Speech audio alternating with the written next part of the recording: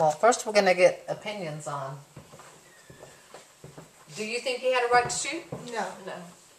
No, because they wasn't threatening him So everybody says They no, wasn't on his he property. didn't have the right. Okay. until he confronted them. Then maybe they came on his property, maybe they didn't. But The one actually did. When he went out in his yard, the one charged him.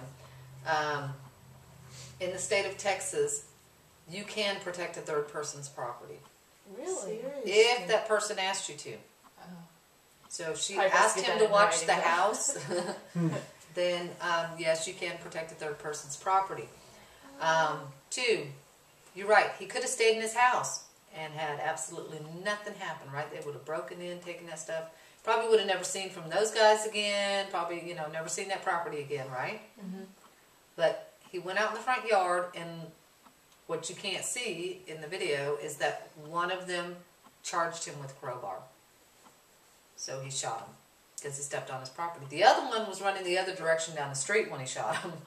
But he, after many years of, he was not charged. It took a lot. He lost his home because of the legal fees and everything. So he went through years and years to defend himself. But his number one mistake, I'm not saying don't ever take lightly, of course, in shooting anybody, right? Because it's a last resort.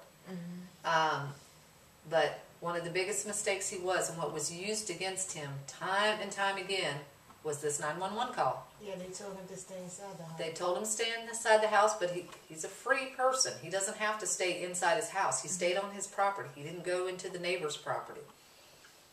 But he said, I'm going to kill him. I don't want to, but I will. Yeah. Oh. And then he said, just before he pulled it, you're dead. Premeditated. See? So, like I said, he did get off because it is Texas and it is the castle doctrine. And, so there's a lot of things going on there. And there was a lot that, isn't known just from the 911 call. But he lost everything, So, and every person that listens to this video, everybody has a different opinion. This is the first time I've had 3 people agree that he was wrong. He should have stayed inside. I mean, he already did. I think he already did his part as far as calling 911.